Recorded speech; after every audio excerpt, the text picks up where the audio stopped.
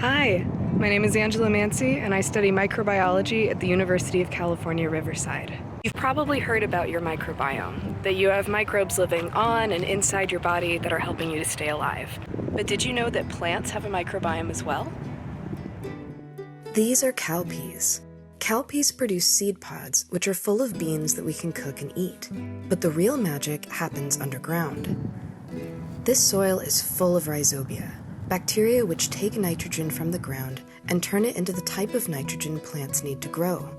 Rhizobia and cowpea roots send signals to each other, like a secret handshake. If the handshake works, Rhizobia actually go inside the roots and set up shop in these tiny knobs called nodules. Rhizobia and cowpeas often work in mutualistic symbiosis, meaning they live together and help one another to survive. Rhizobia feed plants with nitrogen, and plants feed them back with carbon.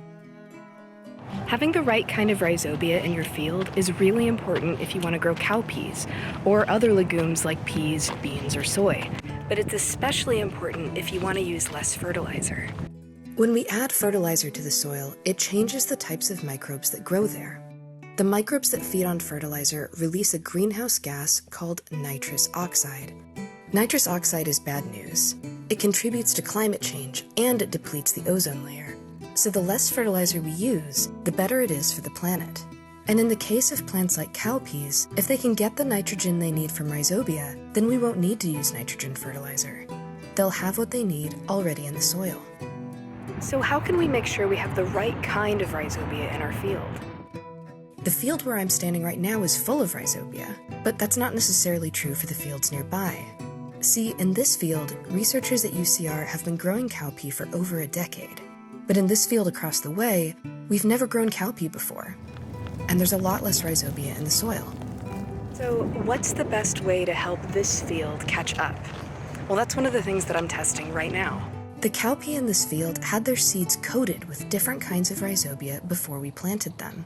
These plants were treated with soil from the other field, since we know that soil has Rhizobia in it.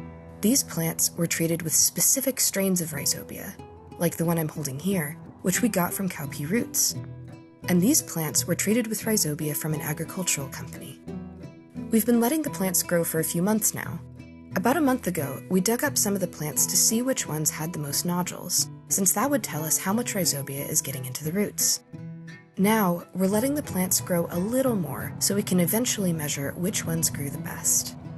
Finding ways to use and improve the bacteria in our soils could help us to produce more crops and use less fertilizer, which would be good for us, for growers, and for the planet.